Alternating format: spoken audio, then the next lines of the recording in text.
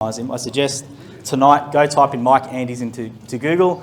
I'm going to embarrass him, but he's got such great content. He's got lawn care, business course. He's got Augusta Lawn Care. He's grown from 0 to 100 franchisees in the space of around 8 years for his own 2 years. The franchise part, The franchise in 2 years, and he's only 26 years old. So he's actually come out as a guest of Jim to do the training this week. But we've been lucky enough to sort of get him to do a speech here. So please ask him as many questions as you want. He'll probably go for 40 minutes, and we're going to have him maybe come back again after that for a Q&A. So over to you, Mike.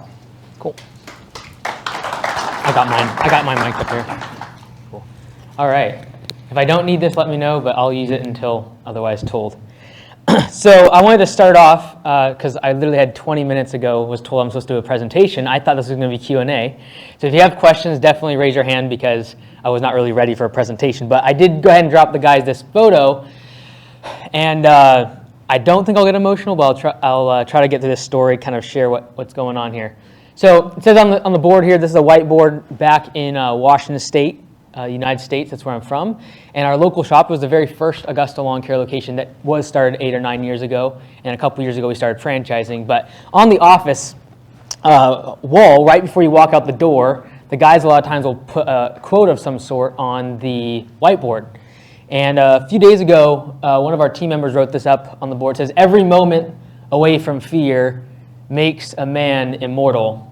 And that was by Alexander the Great, who said that quote. And in relation to what we're talking about today, I think when we talk about growing our business, so often the times we are afraid of hiring another person, of scaling up the company beyond just ourselves. We're afraid of getting someone to do the office and do the bookkeeping, to really start to market and grow the company. And there's so much fear involved. But what makes this somewhat meaningful to me, and the reason I'm showing this today, is actually yesterday morning when I woke up here. It is midday over in the US, and I woke up to a message from the general manager from this location stating that the employee who wrote this on the board had taken his life. And so I didn't know him super well. He's just one of the field crew members, and I have a lot of locations. But the impact it made on the guys was pretty substantial. We had everyone come in early. Well, they did over in the US, and had them all come in early and just sat them down and explained everything that had happened. And so I think when we talk about mental health and all these things that are so important, I think so often at times, though, fear is sometimes distinguished as something that is a horrible thing. But I think regardless of whether it be the individual who wrote this or each of us as business owners, there's things that we are afraid of. But on the other side of that fear is something that is so worth it. And it's literally a feeling of being immortal. And it's one of those things I think of business ownership and growing a company almost very similar to like having a child. Because when you have a child, there's this emotional connection with it because you made it. Without you, that thing would not be possible. That child, that baby, and there's oftentimes a lot of emotion that comes with it because you made this thing. And when the business is the exact same way, without you as the operator, you as the entrepreneur, you as the business owner, getting through certain fears that you have, that business would never be possible. And so I just encourage you today, when you are afraid of hiring another person, scaling up past 2 or 3 trucks, having a manager, starting to outsource other things, have a general contractor come in or subcontractor come in, all the things we just heard about, casual workers. If you're afraid of those things, realize that on the other side of that fear is immortality. It's that feeling of, I built something and no one else can take it away from me, and I built this myself. And so when we look at building our companies, there's really 3 different stages that I think so many of us fall into. And how many, just for my sake, how many people who have an employee right now? Just raise your hand. Cool. So that first employee is a big step. And I know a lot of you are afraid, or there might be fear around that thing. And that is having your first employee. Once you've done it 20 times, it seems like it's not even a big deal to you, right? In the US, we have a slightly different labor economy, and our franchisees grow very quickly fast. If we tell them if they're not going to get an employee, they shouldn't even join Augusta Lawn Care, because we really are built to scale. Our average franchisee is doing over $30,000 a month within their first year. But again, they're starting off with multiple employees and really trying to scale the business. So when we talk about our training, we actually spend most of our training on scaling up and growth. We talk very, very little about the mechanics of how to mow a lawn, a type of mower, blade sharpening. Like, it doesn't really matter when it comes to growth. And if you're going to switch from the mindset of being an operator and someone who is mowing the grass, putting up the fences, cleaning the dogs, whatever it might be, and switching into more of a mindset of being a business owner and someone who's now leading a team, there has to be a completely different switch in your brain that goes off. Because no longer is your job how to sharpen the blades, or how to make sure that the mowers are gassed up and fueled up, or that all the tools are ready to go for the next day. That is no longer your preoccupation. Your preoccupation needs to be, how do I grow this business? And there's really only two things that will grow your business. The only two things that we tell our franchisees they need to worry about, everything else doesn't matter if you're trying to grow your business. Number one is sales, and number two is hiring. If you can nail those two things in your business and put aside all the other distractions, you will grow your company. If you're trying to go from 100,000 to 500,000, if you're trying to go from 500,000 to $1 million, those two things alone will get you there. Everything else is a distraction. The type of mower you buy, the type of truck you buy, all the tools, the equipment, what type of petrol, how much should I charge in here? That's all a bunch of distraction if you're trying to grow. Now, making it profitable, you got to worry about profit margins and route density and making sure you're efficient and all those other things. And we'll talk about that. Those things are important. But if you're really stagnating and you don't have that growth, those are the two things you have to really think about. And ask yourself, go throughout the day, over the course of 12 hours in a day, and ask yourself, okay, this hour, was I focused on hiring? Was I focused on marketing and sales? Or was I focused on the 10,000 other things I'm supposed to be doing as an operator? Was I fueling up the trucks? Was I washing the trucks? Was I on the phone with the banker? Was I talking to the guys? There's so many other things we have to do in our business, but they don't actually move the needle to growth and expansion. So there's three different stages of a business that when we talk about growing a company that I look at, and stress is obviously something we talk about a lot. It's something we've been talking about internally the last 2 days a lot with our team. I'm actually organizing a funeral literally today for him over on Monday when I get back. Right when I get back, we'll be putting a service on for him internally inside the company. It's stress. There's a lot of stress in our lives. And a big fear that a lot of us will have around growing our company is around the stress that we are going to take on by growth. And you're 100% right. There's going to be stress as you grow a company. And don't fall into the notion either, if you talk to someone that wrote a book or someone on YouTube that said, grow your business, just grow your business, and then it gets easier, and just let everyone else do the work for you. And the only reason you're stressed is because you're working hard outside all day long. There's some truth to that, but ultimately, in my opinion, there's 3 different levels of your business, and every single one's going to have a different type of stress that's going to cause you as a business owner to have to change and adapt and grow. And there's going to be actually some of you, after I talk about these today, that will actually be like, hey, I should not grow my business. And that's fine. The concept of growing your business is only if it aligns with the goals that you have for the business. The business should not run you. You should run the business. And so if you're being driven to grow the company, but it's emotionally and psychologically damaging to you, you should stop growing. And there's 3 different stages of stress that I want to talk about. The first stage of stress is from 0 to 200,000 in annual revenue. And I'd say that most of you are still in this stage, especially if you don't have employees. So from 0 to 200,000 in annual revenue, this is the first stage of growth, and this is the first stage of stress that you're going to see in your business. Typically, the stress that you're going to have in stage number 1 is going to be physical stress, because you are working your butt off. Especially if you're hitting 150, 170, 180,000 in annual revenue, you are working a lot of hours. You are physically out in the sunshine, out in the rain, the cold, if you're in Melbourne. All of these things are physical stress. You are literally working 10, 12, 14 hours a day to get your business off the ground and start ramping up the company. Okay? Now, the thing is this. What got you to 200,000 is not going to get you to 500,000. What got you to 500,000 is not going to be what gets you to 1 million and beyond. You literally have to evolve and change as a business owner into the different types of stress and the different operational roles you'll have to play as an owner. So the first stage is physical. That's your main job, is just the physical stress of running your business. You're probably performing 50, 70, 80% of the actual billable hours, you're performing them. And that takes a physical strain on you and your body. That's why I call it physical stress. The next stage is typically from 200,000 to about 800,000 in annual revenue. And if those numbers seem massive to you, that's fine. But typically what you're going to see at this stage of growth, as the company is in that annual revenue stage, is going to be financial stress.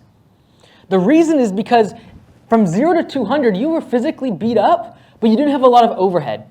You didn't have employees to pay for. You didn't have an office you have to pay for. You didn't have all these other people supporting you in terms of bookkeeping. Like, you don't even need a bookkeeper if you don't have employees. Now that's an extra overhead cost.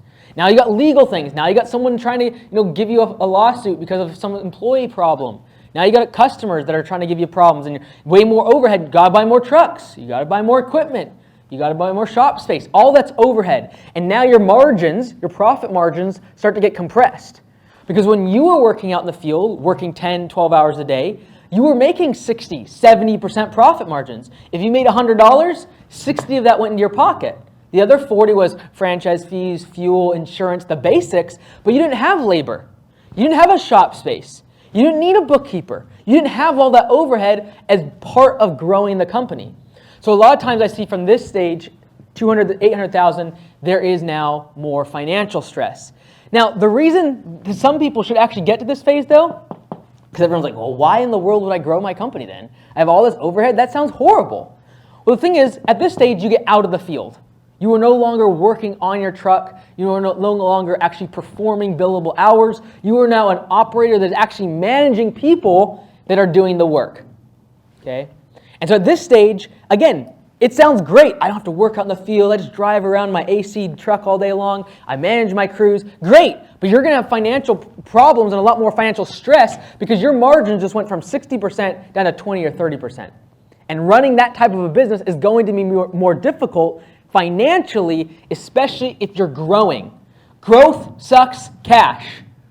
In every single business, a company that is growing quickly is going to suck cash. There's going to be waste when you grow. You're going to buy a bunch of trucks and, oh my goodness, I didn't use that truck all week long. Oh, I hired too many people. There's waste that comes along with growing fast. You're not going to be as efficient when you're growing very fast. You're going to get more stressed out when you're growing really fast. So this is the second stage, 200,000 to 800,000 in annual revenue. And then the third stage is usually 800,000 in annual revenue and beyond. And this, again, everyone's like, that would be great if I could just build $1 million business. Life would be so good. I would be able to just sit back. Everyone's doing the work for me. I'm making hundreds of thousands of dollars in profit. Everything is just perfect. Here's the thing. You still have stress. No longer is it physical. I'm not working out in the field. Likely it's not financial because now I've figured out where my target market is. I know how to price things correctly. I'm accurate on my budget hours when I'm doing my jobs. I'm very, very good at what I do, and I'm good at financially I am set. But the stress that you now come in contact with at 800,000 plus typically is psychological stress. Because now you're responsible for 8, 10, 12 employees. And those employees have families, and those families have children. And now you, every single day when you wake up, have the pressure of 50 or 60 people relying on you to perform in your business for them to put food on their table. And that's psychological stress. Because now at this size of business, every single day you have an unhappy customer. Every single day an employee calls out or is unhappy with you or gets mad at you or walks off the job. Every single day, you have some sort of compliance issue with the government, an insurance problem, something goes wrong with the bank, something goes wrong, flat tires, equipment breaks down. Every single day, you wake up to fires in your business at this size of the company. It's like, why in the world do we want to grow our business? This sounds horrible. Here's the thing. At 0 to 200,000 in revenue, although you control your own destiny and you are the operator creating all the revenue, there's a lot of physical stress that comes into play with that. And guess what? You aren't going to be able to do that your entire life. You aren't going to be able to be there at 70, 80 years old pushing a mower for 10 to 12 hours a day. You cannot stay in this state for very long. And if you do get to the stage where you need to sell because your size made $100,000 in revenue, now you do not have a sellable asset. No one wants to buy a job where they have to go work 10 to 12 hours outside. It's like, hey, I got this great proposal. I'm going to sell you this thing, and you're going to work outside for 10 to 12 hours a day. Who really wants that? There's not a lot of enterprise value if your business is at 0 to 200,000 in revenue.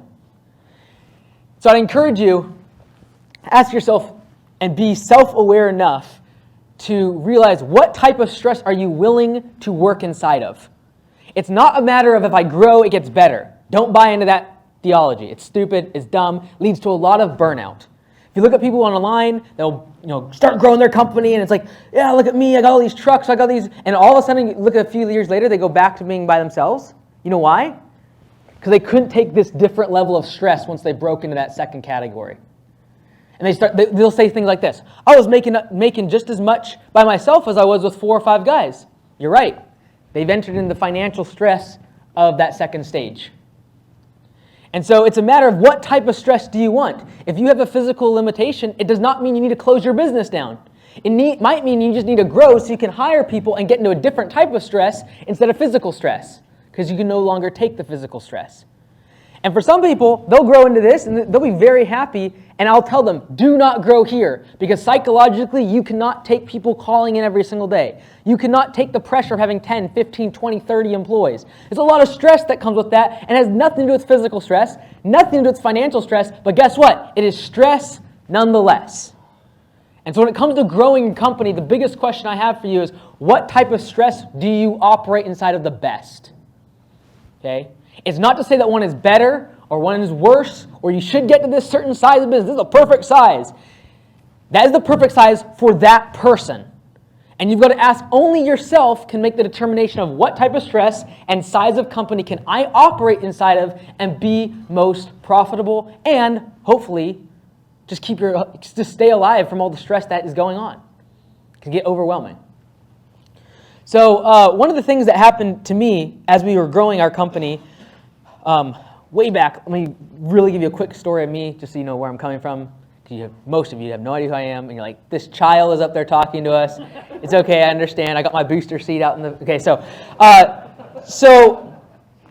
I when I was 11 years old, I started mowing lawns, and the reason I did that is because...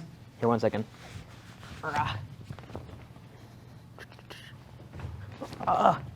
Still getting used to this Melbourne weather. You're supposed to be like nice over in Australia. My mom's from Western Australia, by the way. She's from Perth.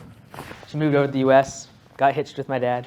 Anyways, so I was 11 years old, started mowing lawns, and I did that because my family didn't have money. My parents and grandparents never really went to college. We were always renting, and we moved something like 25 times by the time I was 18 years old. My dad was a minister, still is, and so we over the place. We never really had a house, things like that. So anyways, I saw like college and education my way out. So I wanted to become a doctor.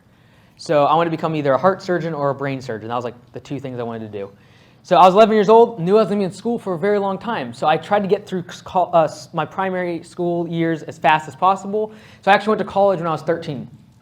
Started college when I was 13. I mowed lawns all throughout college so I could pay for college. Over in the U.S., we have to pay for it, bless their hearts.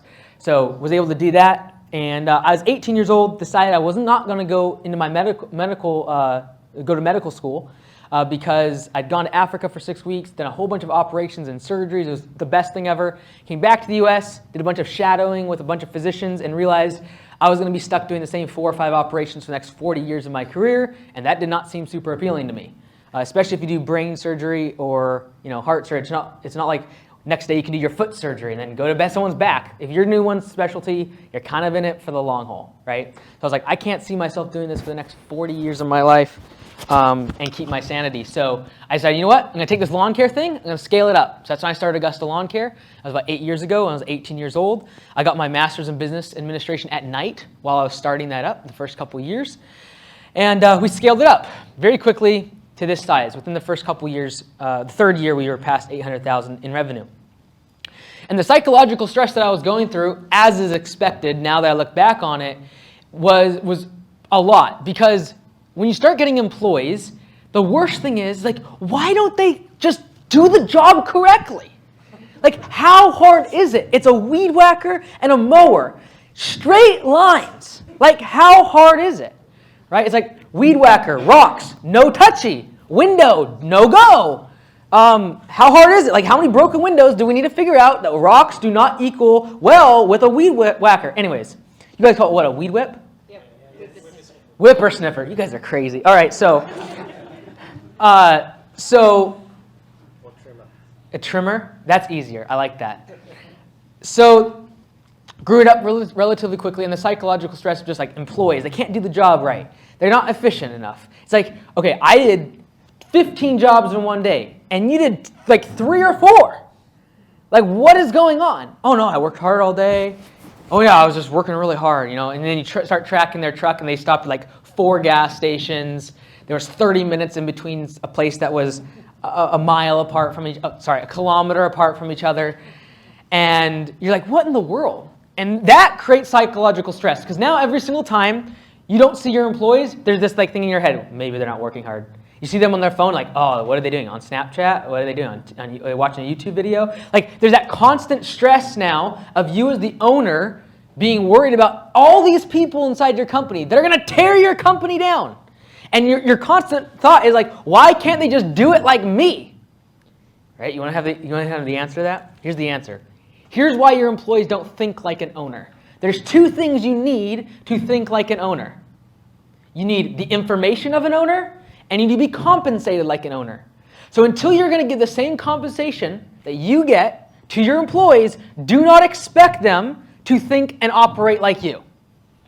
Everyone's like, oh, they should be doing a better job. I do it like so much faster and so much more efficient, so much better. Great, you're getting paid a lot more than they are, and you have equity. So if you want your employees to think and operate like owners, we've got to figure out a way and a system to compensate them like an owner. Oh, and by the way, the information like an owner, which means the reason that you do so well every single day is because you aren't just thinking about the 10 jobs in your schedule. You're thinking about the fact that you have all these other customers tomorrow. You have to get them done today. You're thinking about, how do I upsell on every single job? As you're mowing the grass, you're looking at gutters, mulch, I can trim those bushes. You're constantly thinking like an owner because you have the information. You came here for training for an entire week, and yet your employee, you throw them on a truck after 1 hour and expect to have the information of an owner? We're training for an entire week here just to become a franchisee, and yet our employees, we give them 10 minutes. And here's your uniform, here's the seat, sit in the seat, let's drive. That's your orientation for the day. How do we expect them to operate as efficiently as us, as owners, without the information of an owner? And so the 2 things that we talk a lot about at Augusta, and you know, if you listen to my content, this is like old news to you, but it's okay. So I don't know why you guys always spray to like dry erase stuff, but we don't ever do that. Like, and now I understand why, because it doesn't work otherwise. Okay, so anyways, what was I talking about? Did you just permanent marker the whiteboard? What's that? Did you just permanent marker the whiteboard? I sure hope not. Whoever puts permanent markers around a dry erase mark, they deserve. Oh, you know what's really cool? Okay, if you know this, you gotta let me know. If you put a permanent marker on a whiteboard, do you know how to get it off? Oh, you do? You do? Oh, sick. See, this was new information to me a couple weeks ago, and it blew my mind. You take a dry erase marker, you draw over the permanent marker, and the permanent marker will come off when you wipe it off. Isn't that the craziest thing? It blew my mind. Just saying, I just had to share that wisdom, that pearl of knowledge. Okay, so 2 things. Knowledge, the information of an owner, and the compensation of owner. So it's like, obviously we can't give them equity to every single employee. You literally have a big legal issue on your hands. Obviously we can't pay them like owners, because you can't pay them $100,000 a year to push a mower. Obviously we can't give them all the information and tell them every single thing and spend an entire week doing onboarding with them, because by the time they left, they would have just got started, because the average person now in our industry, at least in the US, is like less than 2 months. They're staying with an entry-level position like mowing. So 2 things, information, compensation. How do we do this? So there's 2 different systems we use, and I highly recommend both of these if you have employees and you're trying to scale up your business and you want to alleviate some of these pressures that come in stages 2 and 3. Number 1 is what we call pay for performance. This is how you pay them like an owner. Because every single day, this is the strain between you and your employees. The faster the job gets done, you make more money. The faster the job gets done, if they're getting paid by the hour, the less money the employee makes. Think about it. If that job takes 5 hours, you want it done in 3. But if they take 5, they make more money. They are literally incentivized to make the job take longer. Isn't that like the most counterintuitive craziness in the whole world? Like, hey guys, go be faster. But they're being paid more the longer the job takes. Again, you're being compensated like an owner, which is the faster and more efficiently that job gets done to the level of satisfaction to the customer, you get paid more money. How can we do that for an employee? Something we call pay for performance, where they get a percentage of all the labor revenue that they earn for the company every single day. So if the job is $600 and we give them 33% of labor revenue, they're making $200 on that job, regardless of how long it takes them to do it. I don't care if it takes them 3 hours or 10 hours. They're still getting $200 for that job. Essentially what all of us do as business owners. Go ahead.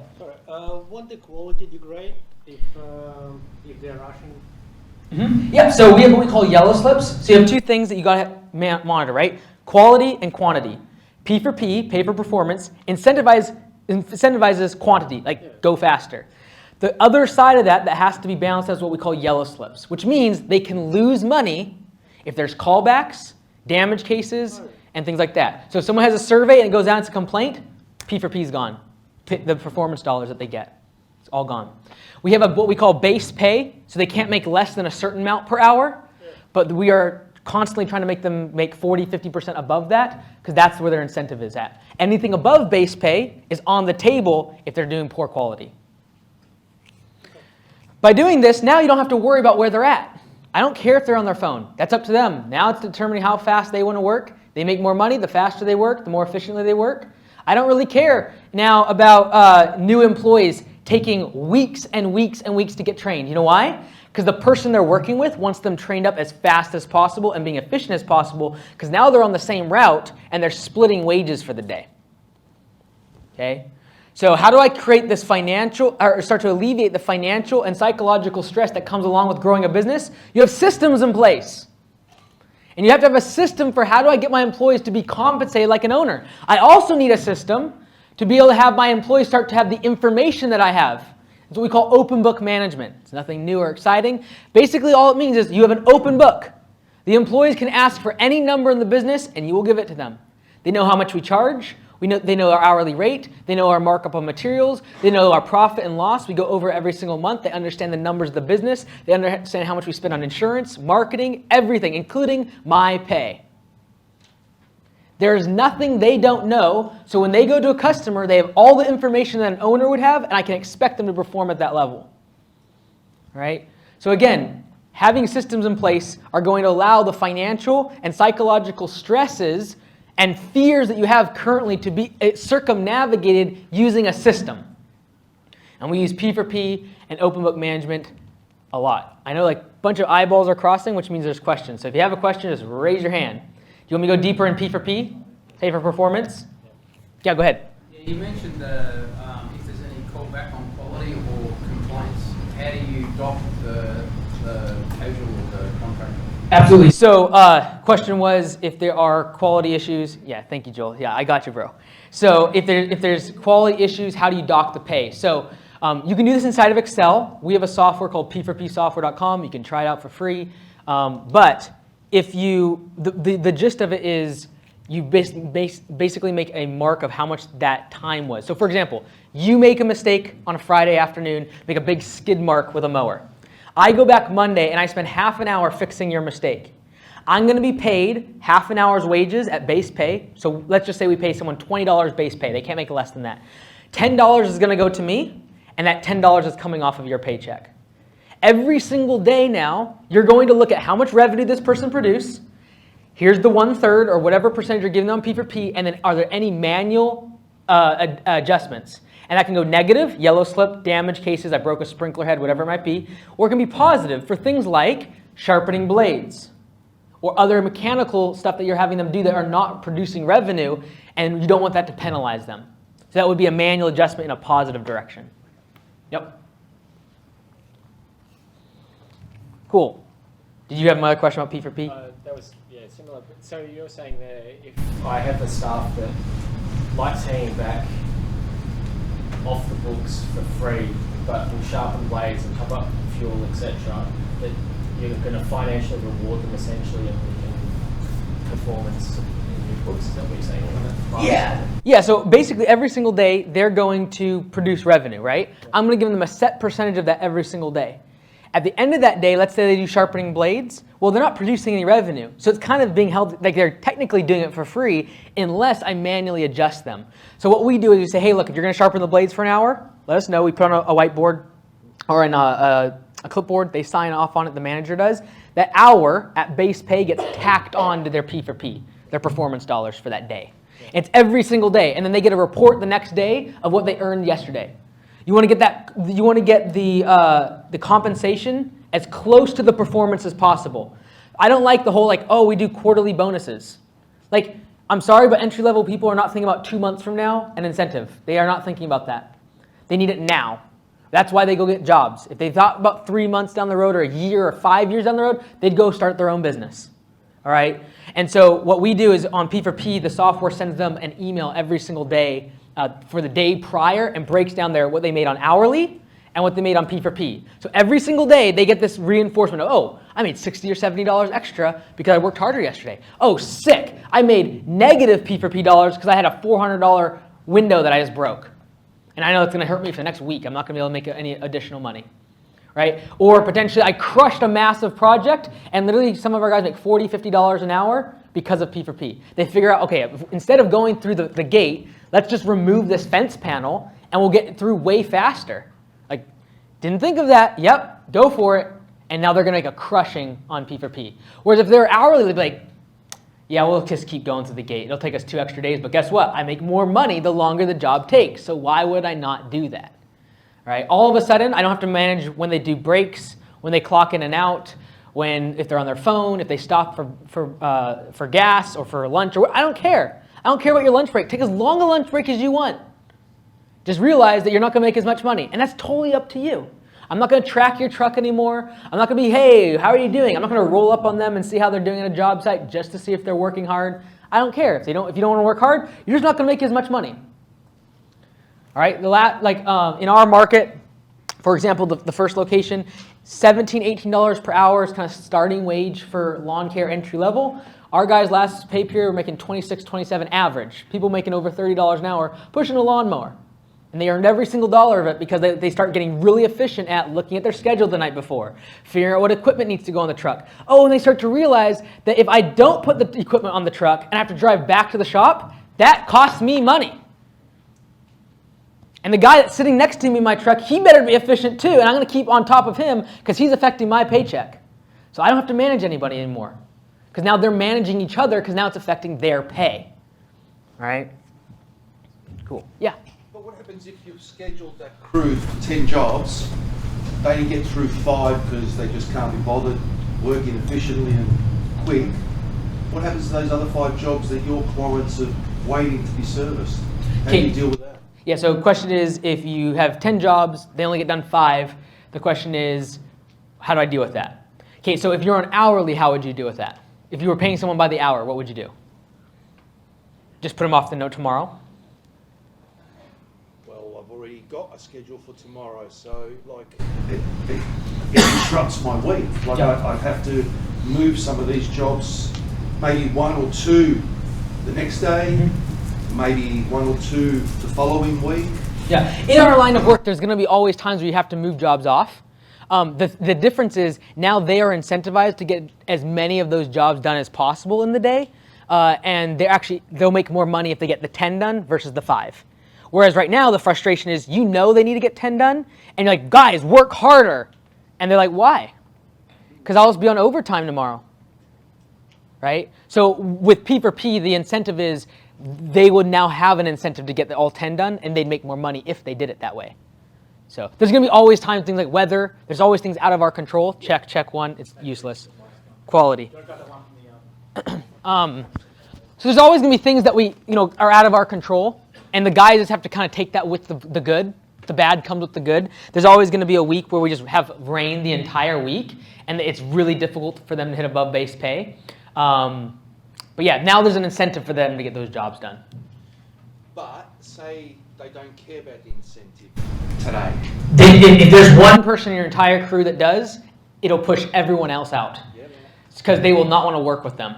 So when you get a larger crew, it's easier, right? So for example, right now, the local shop, they have about 15 to 20 guys working. If there's someone new comes along and is not money motivated and just wants to slack off, I will know about it within 2 hours and they'll be fired by noon the first day. Because they know we won't tolerate it and none of the guys want to work with them. Like no one will want to train them. So it gets pushed out, flushed out really fast. Because in the hourly system, what happens is you get to know that in about 2 months. Oh yeah, he's the guy who's lazy. No one cares because it doesn't affect their paycheck.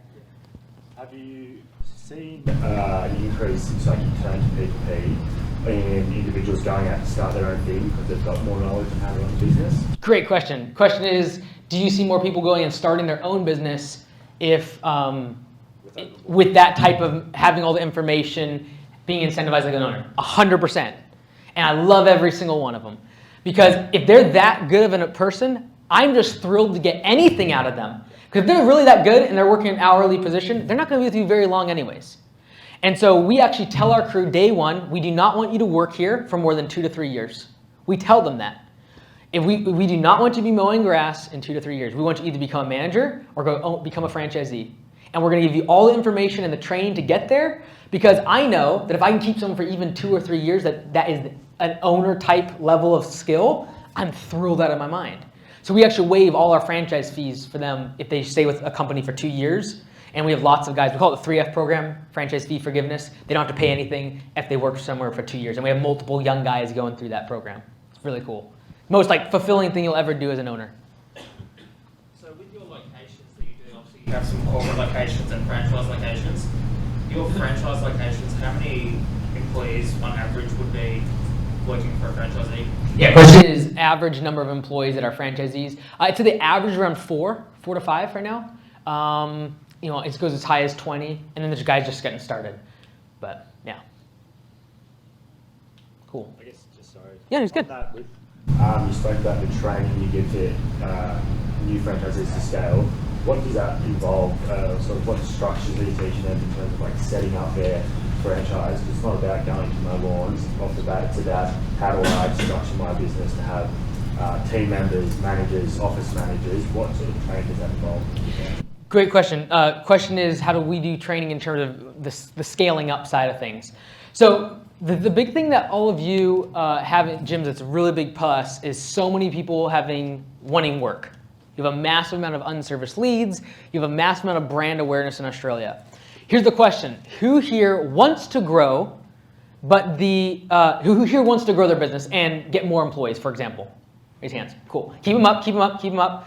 Okay, so now lower your hand if you want to grow your business, we established that, but now you don't have enough leads.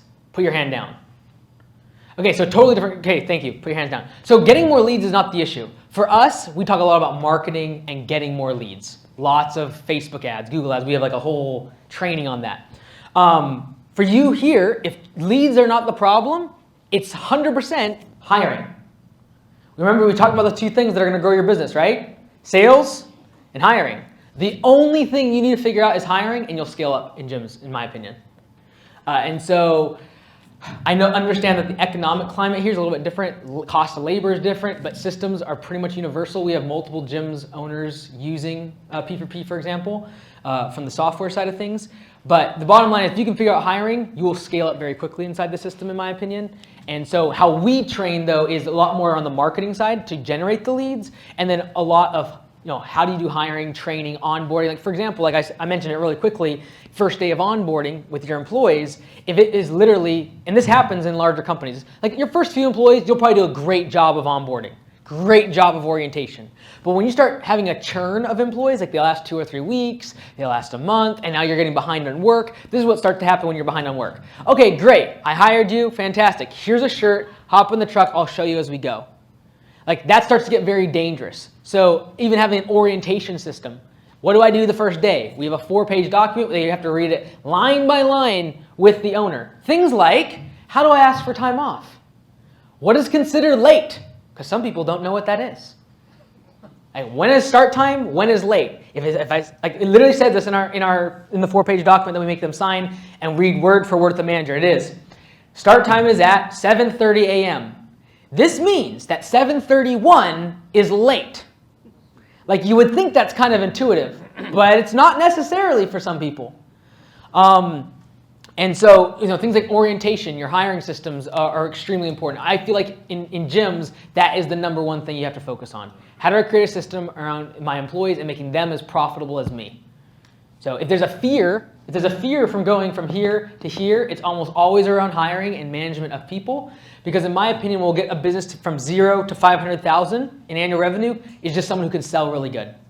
And in my opinion, gyms is taking care of that. You guys don't have to, like, your cost per lead is like nothing. If I was you guys and I wanted to grow, I'm just being perfectly honest, after coming through a whole week of training, I would be buying every single lead. Like, if you look at the cost, oh man, this is gonna be fun. All right, let's run some math. Who loves math? Oh man, this is horrible. Okay, hold on a second. Okay, so we're gonna run the math of running a lead real quick. Because like as we were talking about it in training, some of the presenters were like, yeah, I haven't taken a lead in 5 years or whatever. I was like, that's great. But for people that want to grow their business, your cost per lead is so small here. I would buy every single one of your leads. Every single one. If I could come here and have, I need to be wrapping up right now, don't I? Give it 5? So you can come back again after. Okay, cool. So if I came here and I had $1 million, I'd buy all of your leads every single day without any question. Because let's just say the average in mowing is what, 20 bucks? Huh? A lead. $12? What's like average though, 15? $15 per lead. Okay, this is gonna be great math, okay.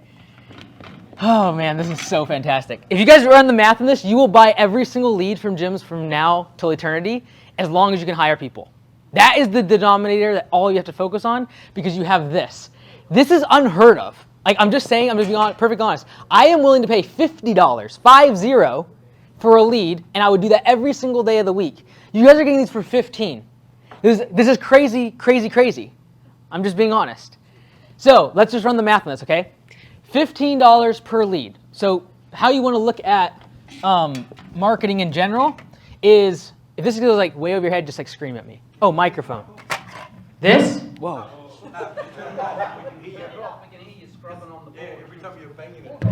You don't like the sound of that? Oh, okay, got it. Cool. So this is how you want to think about marketing, okay? In the top, you have clicks. Typically, if you're spending money on Facebook ads, Google ads, if you're putting out mail drops, whatever it is, you got clicks, people come into your site, people giving the phone center a ring, whatever it might be. What that's going to do is you're going to get a cost per click, okay? Now this is, again, remember that over half of your leads are coming from digital. So there is a thing called cost per click. How much do you have to spend in order to get someone to click? If that does not make sense to you, don't worry, because you guys don't even have to worry about clicking and your website at all, okay? So there's cost per click, okay? Then you have what's called, and again, your SEO team here, the web guys I talked to yesterday, they probably freak out about this stuff all the time, and that is their conversion ratio, okay? That is how many people come to the website and then convert into a lead, okay? That's a big number they track. They figure out like where the boxes go and where should we put the phone number and all that garbage. Don't have to worry about that either. The other thing you guys have to worry about is you have a cost per lead. So you have a click that comes in, that gives you a cost per click. You have a conversion ratio, a percentage of those clicks become a lead. That gives you your cost per lead. You all have the beautiful, most incredible thing by having a fixed cost per lead of $15. I tell my franchisees if they get that under 50, to pour money on that all day long. Here's the math behind that, all right? So cost per lead is 15. What is your average close ratio? Like 50%? Out of the leads that you get, how many of them do you close? Okay, let's be really conservative. You guys are like too good for me, okay? Let's just assume a close ratio of 50%, okay? So let's just say it's me and I'm super bad at my job. I only get 50% close ratio, okay? Now if you're at 80, 90%, guess what you should be doing? Raising your prices or hiring. If you're not doing one of those two things, you are in stalemate in your business. You either need to be raising your prices and making more margin, or you must be hiring and growing. That's why people turn off leads. They're not willing to do one of those two things. Either raise their price or hire. In action in either directions, you'll turn off your leads. In my opinion, personal opinion, outside third party, maybe Jim should never hear this again, you should never turn off your leads. Ever, ever, ever, as long as you want to keep growing the business. Okay? Close ratio. I'm trying to go as fast as I possibly can. All right. Okay, you want me to just pause? Okay, we'll finish the funnel, then we'll come back. Close ratio, 50%. What that means is our customer acquisition cost is going to equal what? Let's go. Right? $15 divided by 50%, customer acquisition cost of $30. That's nuts. I just want you to all be very clear. $30 customer acquisition cost is incredible. You say, why is that? Because what I can do is I can spend, if I know that this number is fixed at $30, if I know, you guys have this fixed, if you know this number, you can calculate this. Let's just assume a $30 customer acquisition cost. Give me 2 minutes. $30 for a single lead. Let's go get 100 customers. 100 customers, all right? What would I have to spend in marketing to get 100 customers? $3,000, all right? $3,000 I'm going to spend in order to get 100 customers. How much do you spend? How much do you get on average for a cut? 40 bucks? 45? $50 per cut for mowing? Okay, let's just assume that every single year you make about $1,000 per customer on mowing, and then another $1,000 per customer on like other services, leaf cleanup, mulch, etc. So now we're gonna have $2,000 in annual revenue per customer. Okay, whoops, not take that out. Ah, sick. So we have $2,000 is the annual value per customer. Very clear? If I get 100 of that, I'm gonna get a $200,000 business off of $3,000 spend. Oh, and by the way, I'm going to be able to keep 70 to 80% of these next year, and I won't be spending any money on marketing. That's the beautiful thing about recurring services, is as long as you do good customer service, and everyone in this room does, because you have a 5-star rating, this 200,000 will become 200,000 next year, and the year after that, and the year after that, and it'll keep growing the company. The fact of the matter is you spent $3,000, and in the first year to 200,000 in annual revenue, if you just have a 20% profit margin, that would mean that this is a $40,000 in profit business. You just turned $3,000 into $40,000. Why would you ever turn your leads off if you want to grow your business? And on that note, thank you very much. Back to you.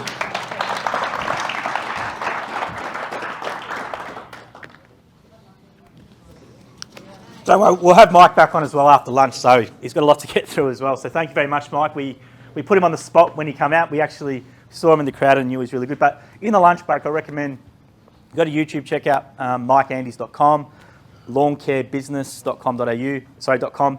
All the stuff that you're learning now, he's got a plethora of YouTube videos. So Mike Andys, Google him, put him into YouTube.